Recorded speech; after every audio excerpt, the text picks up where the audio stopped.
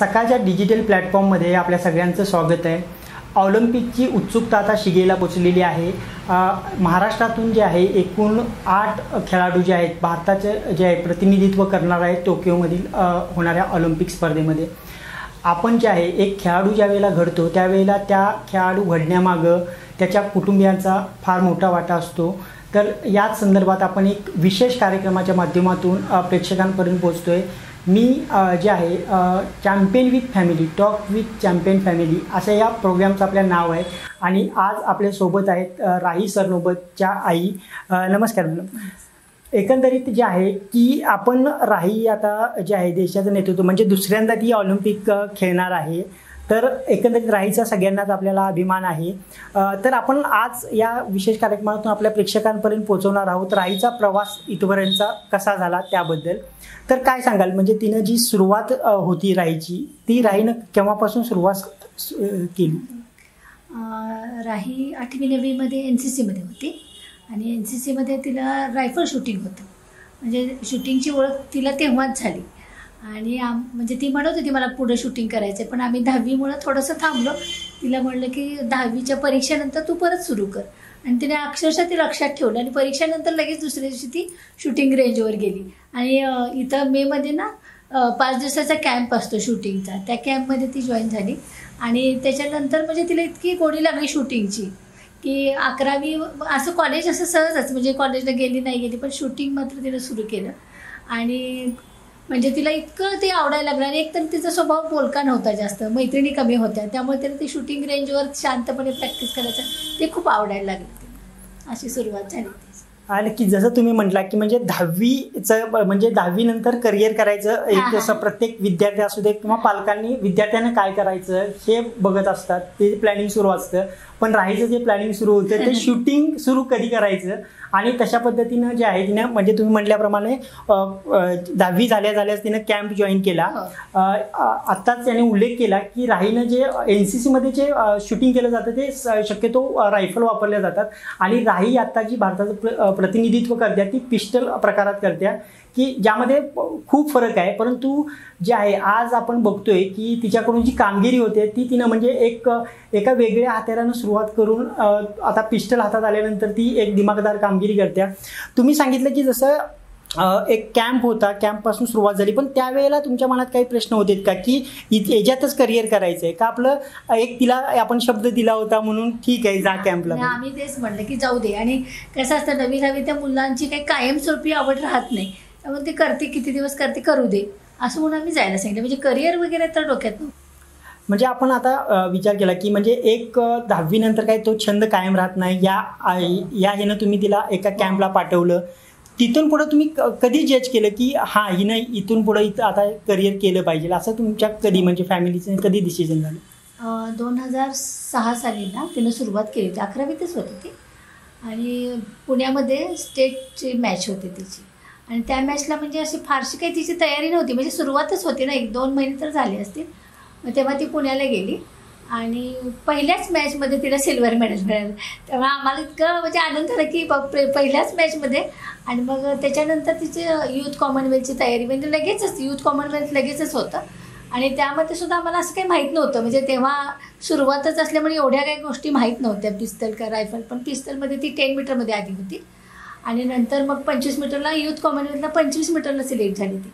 आणि 25 मीटरमध्ये सुद्धा एवढ्या त्यांच्या ट्रायल्स होत्या, त्या प्रत्येक ट्रायल्समध्ये ती पहिलीच येत होती। म्हणजे अहमदाबाद, हैदराबाद, मुंबई अशा 3-4 तिच्या ट्रायल्स झाले 2008 साली। त्यामध्ये पण तिनं पुण्यात झालेल्या यूथ कॉमनवेल्थमध्ये सुद्धा गोल्ड मेडल मिळवलं। आणि मग आम्हाला काही बोलायला चान्सच नाही की म्हणजे जाईल। आणि 2009, 10 नॅशनल वगैरे असतील त्या सगळ्या ठिकाणी तिला मेडल मिळतच गेली। त्यामुळे ते आपोआपच घडत राहिलं ते की बाबा आम्ही असं काही ठरवलं नव्हतं की राही शूटिंग करेल किंवा नाही दुसरं काहीच नाही, असं आपोआपच ते घडत गेलं। नक्कीच, म्हणजे राहीनं जे आहे यूथ ज्या गेम्स झाल्या पुण्यामध्ये त्यामध्ये 2008ला गोल्ड मेडल मिळवलं होतं। आणि जसं म्हटलं की पहिल्या ट्रायलमध्ये जसं ती पटापटा सगळं क्वालिफाय होत होती, त्याचप्रमाणे म्हणजे वर्ल्ड कपमध्ये पिस्टल प्रकारात 25 जे आहे पिस्टल प्रकारात पहिली महिला आहे जी भारताकडून की जिनं जे आहे गोल्ड मेडल मिळवलेलं आहे। तर आता तुम्ही म्हटला की राहीला असं काही ठरवलेलं नव्हतं, ती घडत गेली. म्हणजे तिनं एक मनात हे केलं होतं, पक्क केलं होतं की मला करिअर ह्याच्यातच करायचं आहे, आणि त्याप्रमाणे ती वाटचाल करत गेली आणि तिला यश मिळत गेलं. एक म्हणजे आता राष्ट्रकुल स्पर्धा ज्या वेळेला झाल्यामध्ये त्यावेळेला एक तिची मॅच झाली, एक इंटरेस्टिंग. म्हणजे फार लोक लाईव्ह मॅच बघत नाहीत, तर आपल्याला मॅच झाल्यानंतर कळतं सगळं. परंतु एक तुम्ही आहात की एक आपल्याकडे क्रिकेटमध्ये सचिन तेंडुलकरला आपण सगळेच ओळखतो, आणि त्यांच्या आई रजनी तेंडुलकर यांनी जे आहे सचिनची मॅच कधीच लाईव्ह बघितली नाही, त्या कधी रेकॉर्ड बघायच्यात. आणि यांच्यातही तसंच साम्य आहे, तुम्ही राईचे मॅच जे असतात की शक्यतो टाळता, म्हणजे बघतच नाहीये. आणि बघितलं ते परवा बघितली, म्हणजे अगदी धाडस केलं पण म्यूट करून. म्हणजे काय चाललंय काय बोलतात ते करायला नको, फक्त बघूया. म्हणजे हे पहिल्यांदाच आहे. म्हणजे आत्तापर्यंत त्यांनी जे आहे की कधीच मॅच बघितली नव्हती. आणि जे आत्ता म्हणजे क्रोएशियामध्ये जे वर्ल्ड कप झाला त्यामध्ये राहिला गोल्ड मेडल मिळालं, जी गोल्डन कामगिरी केली, त्यावेळी त्यांनी ती मॅच बघितली. तीही त्यांनी सांगितलं की ते आवाज ऐकला नाही, फक्त बघायचं आहे मला, चित्र बघायचं आहे. तर म्हणजे एकंदरीत हा किस्सा आहे. म्हणजे तुम्ही असं का, म्हणजे त्याच्या मागे काही लॉजिक होतं? म्हणजे तुम्ही जे लॉजिक नाही, दोघेच असं तो आवाज आला की वाटतं बापरे काय झालं असेल असं वाटत राहतं ना, मग नकोच ते बघायला. आणि नंतर मात्र बऱ्याच वेळा बघते. नंतर अगदी मॅच झाल्यानंतर इकडे सगळं म्हणजे झालं, पत्रकार वगैरे घेऊन गेले की रात्री निवांत परत रोज पण आधी नाही बघत. पहिलाच दौरा असा आहे की एकतर जगातील मानाची स्पर्धा, आणि त्या अगोदर राहीनं बराच वेळ जे आहे घरात म्हणजे प्रॅक्टिस, म्हणजे जे आपण म्हणतो की फायरिंग रेंज प्लस घर, असं म्हणजे आत्तापर्यंत जेवढी काही टुर्नामेंट झाल्या, जेवढा तिचा प्रवास झाला, त्यामध्ये ही मला वाटतं पहिलीच वेळ असेल की राही बराच काळ घरात सोबत राहिली, कुटुंबासोबत राहिली. तर एकंदरीत याकडे तुम्ही कसं बघताय? आणि राहीला शूटिंग सुरू करून 15 वर्ष झाले, पण 15 वर्षामध्ये जेव्हा जेव्हा वर्ल्ड कप असतील, एशियन गेम्स होते, कॉमनवेल्थ होते, त्या सगळ्या स्पर्धांसाठी तिच्या एवढ्या आधी ट्रायल्स व्हायच्या की म्हणजे ते सारखं यायचं, महिन्यानी बॅग भरायची, परत जायचं. पण ह्या कोरोनाच्या काळामध्ये त्यांच्या स्पर्धा थोड्या कमी झाल्या आणि त्यामुळे ती घरी खूप राहिली. घरच्यांसोबत इतक्या 15 वर्षांनी घरच्यांसोबत तिला 5-6 महिने राहायला मिळाले, पण त्याचासुद्धा तिने सदुपयोग केला. म्हणजे घरी राहून संध्याकाळी सगळ्यांची गप्पा मारणं वगैरे तिचं व्हायचं. तिचा छोटा भाचा आहे, त्याच्याशी वगैरे खेळायचं. परंतु आपल्या कलेक्टर साहेबांनी परवानगी दिल्यानंतर ताईनं लगेच प्रॅक्टिस सुरू केली इथं सुद्धा, आणि ऑक्टोबर नंतर ती पुणे दिल्ली असं प्रॅक्टिस करत होते. म्हणजे ह्या काळाचा सुद्धा तिने चांगला तऱ्हेने उपयोग केला, आणि तो आता आपल्याला दिसून येतोच. क्रोएशियामध्ये आपण बघितलंच की तिनं हा उत्तम सराव केल्यामुळे तिला हा रिझल्ट मिळाला. आपण जसं म्हटलं की आता पहिला म्हणजे 15 वर्षाच्या म्हणजे 15 वर्षी राई जे आहे या कामगिरी करते. नेमबाजीमध्ये तिची वेगवेगळी दौरे करते, आणि त्यामध्ये पहिली वेळ आहे ही 6 महिने ती घरामध्ये होती, कुटुंबियासोबत होती. एकंदरीत तो अनुभव कसा होता एकंदरीत? की म्हणजे एक तर ती नेहमीच बिझी, आणि त्यातून प्रत्येक वेळेला आईला वाटत असतं की ती आपल्यासोबत असावी किंवा काय, तर त्याकडे तुम्ही कसं बघताय? आता इतके वर्ष तिला म्हणजे काय झालं, कोरोनामुळे स्पर्धा थांबल्यामुळं आम्हाला पण वाटलं बापरे आता स्पर्धा होणार नाही, पण तिनं ते खूप पॉझिटिव्हली घेतलं. म्हणजे राहिनी एकदम पॉझिटिव्ह, तिचा खूप पॉझिटिव्ह विचार असतो. आणि तिनं म्हणजे घरच्या लोकांशी सगळ्यांशी म्हणजे रोज जेवणात वेगवेगळे, पतीची एक वहिनी आहे, वहिनी ती वेगवेगळे पदार्थ स्वयंपाकात करणार. म्हणजे असा ती वेळ घालवत होती सगळ्यांशी. आणि तिला या 15 वर्षात म्हणजे स्वयंपाकघरात वगैरे काही एंट्री नव्हती म्हणजे तिला वेळ नसल्यामुळं. आणि मग संध्याकाळी हे लोक भाऊ बहीण सगळेजण गप्पा मारत बसायचे. मात्र 1 महिन्यानंतर तिनं परत आपलं जिम, आपलं प्रॅक्टिस, म्हणजे ते काही तिला हलवू दिलं नाही. हा दुपारनंतरचा ती वेळ घालवत होती, पण हे शूटिंग, जिम आणि फिजिओथेरपी हे तिनं सुरूच ठेवलं. तुम्ही आता उल्लेख केला एक स्वयंपाकाबद्दल, म्हणजे स्वयंपाकात ती मदत करायची, म्हणजे राई तर म्हणजे एकंदरीत आपण बघतो की आत्ता जो काही काळ आहे मग ते तुम्हाला काही धाकधूक होती का? म्हणजे आता एकंदरीत आपण काळ बघतोय, काळ खरंच भयानक आहे, आणि आपण गेले 1.5 वर्ष झालं अनुभवतोय.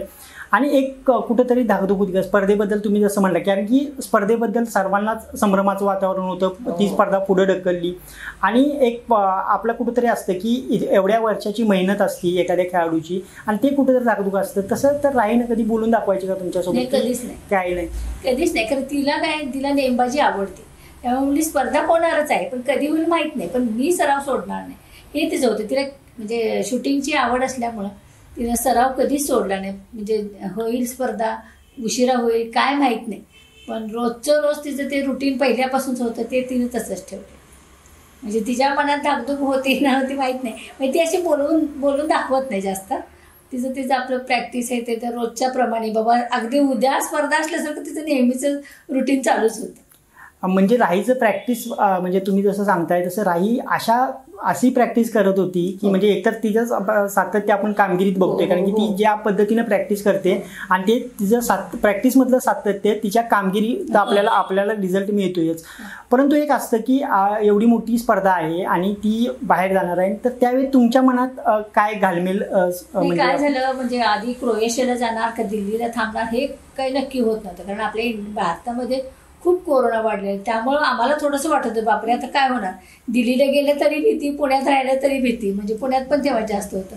पण ह्या लोकांनी म्हणजे शूटिंग आपल्या दिल्लीवाल्यांनी चांगला निर्णय घेतला आणि त्यांना क्रोएशियाला पाठवलं, कारण तिथं कोरोना कमी आहे. त्यामुळे आम्हाला फार बरं वाटलं की बापरे ते म्हणजे सेफ सुरक्षित सुरक्षित राहतील, ते गेले तिकडे ते बरं झालं. आणि खरोखर तिथं इतकी छान त्यांची सोय होती. 2.5 महिने ते आज पोहोचले ते टोकियोला, कालपर्यंत ते तिथं होते, पण छान उत्तम सोय होती त्यांची. त्यामुळे आम्हाला छान, आणि 8 दिवसात एकदा ती फोन करत होती की छान सोय आहे, सगळं चांगलं आहे. म्हणजे टोकियोमध्ये पोहोचल्यानंतर आता राहीनं तुमच्याशी संवाद साधलाय का? आणि दुसरी गोष्ट अशी विचारायची आहे की ज्या वेळेला ती स्पर्धेला जाते त्यावेळेला म्हणजे तुमचं कम्युनिकेशन कसं होतं, की स्पर्धा पूर्णपणे झाल्यानंतरच का आधीमध्ये कॉल होत असतो? आणि स्पर्धा जवळ आल्यानंतर मात्र फोन किंवा मेसेज ती काही करत नाही. आता एक सुट्टी आठवड्यातनं त्यांना प्रॅक्टिसच्या वेळी असायची, तेव्हा आठवड्यातनं एकदा ती फोन करायची, तेव्हाच आमचं बोलणं व्हायचं. आता स्पर्धेपर्यंत मला नाही वाटत, आता उद्या परवा कदाचित बोलली तर बोलेल, किंवा नाहीतर मग स्पर्धेपर्यंत नाही बोलणार. म्हणजे एकदा ती स्पर्धेवर गेली तर ती फक्त पोचले व्यवस्थित आहे सगळं, मेसेज म्हणजे कॉलपेक्षा मेसेजवरच बऱ्याचदा संवाद होतो. आणि सुट्टी असेल तर फोन. आता 2.5 महिने असल्यामुळं सुट्टी असेल तेव्हा आठवड्यातनं एकदा फोन करत. जसं आता आपण बोललो की आता संवाद तर होत नाहीये म्हणजे वारंवार स्पर्धेला गेल्यानंतर, परंतु एकंदरीत घरातील वातावरण कसं असतं ज्यावेळेला ती आता एका अशा मोठ्या स्पर्धेत इव्हेंट असते, त्यावेळेला घरात वातावरण कसं असतं, किंवा म्हणजे आपण प्रिडिक्शन करायला लागतो म्हणजे की काय होईल काय नाही, असं काही वातावरणाबद्दल काय सांगाल घरातले? तसं तर आता एवढी मोठी स्पर्धा म्हणजे होते, पण घरात तसं उत्सुकतेचंच वातावरण जास्त आहे. आणि किंवा बाहेरून आमच्या मैत्रिणी असतील किंवा आजींच्या मैत्रिणी असतील, त्या मुलांची प्रत्येकजण विचारते की बाबा टोकियोला आहे पण आता सुरू आहे 23 तारखेपासून, मी नेमकी राहायची मॅच किती तारखेला आहे, किती वाजता आहे, आम्हाला जरा कळवलं तर बरं होईल. म्हणजे अशा सगळ्यांच्या चर्चा असं सुरू आहेत. आम्हाला तर उत्सुकता आहेच. टोकियोमधील जे आहे ऑलिम्पिक स्पर्धेमध्ये राही कशी कामगिरी करणार याची उत्सुकता केवळ कुटुंबियालाच नाही तर देशातील प्रत्येक जे आहे प्रत्येक नागरिकाला आहे, आणि तिनं अभिमानास्पद कामगिरी करावी याची देखील अनेक जण प्रार्थना करत आहेत. आपण तिचे मॅच पाहणार आहोत, तिच्या अपडेट्सही देणार आहोत. हा व्हिडिओ तुम्हाला कसा वाटला ते कमेंटमध्ये नक्की कळवा, आणि तुमच्या जे आहे तुमच्या सदिच्छा नक्की द्यायला विसरू नका. धन्यवाद.